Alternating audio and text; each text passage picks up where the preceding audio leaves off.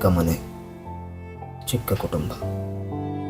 ನಾನು ಏನಾದರೂ ಮಾಡಬೇಕು ಅನ್ನೋದು ನನ್ನ ಆಸೆ, ಏನಾದರೂ ಮಾಡ್ತಾನೆ ಅನ್ನೋದು ತಂದೆ ತಾಯಿ ನಂಬಿಕೆ.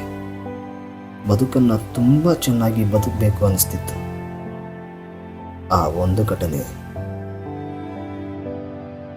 ಬದುಕೇ ಬೇಡ ಅನಿಸಿತ್ತು.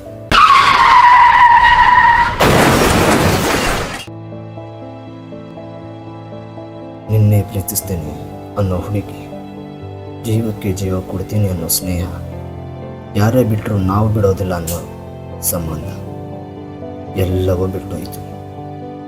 ಒಂಟಿ ಜೀವನ. ಇದನ್ನೆಲ್ಲ ನೋಡಿ ದೇಹದಿಂದಲ್ಲ, ಊರಿಂದ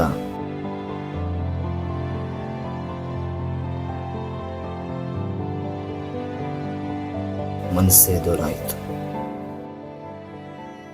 ಇಷ್ಟು ದಿನ ನಾನು ಬಯಸಿದಂಗೆ ಬದುಕು ಜೀವನ ಇರಬೇಕು ಎಂದು ಕನಸ್ಕೊಂಡಿದ್ದೆ. ಇದೆಲ್ಲ ಆದಮೇಲೆ ಗೊತ್ತಾಯಿತು, ಬದುಕು ಬಂದಂತೆ ಬದುಕಬೇಕು ಅಂತ. ಬದುಕ್ತೇನೆ.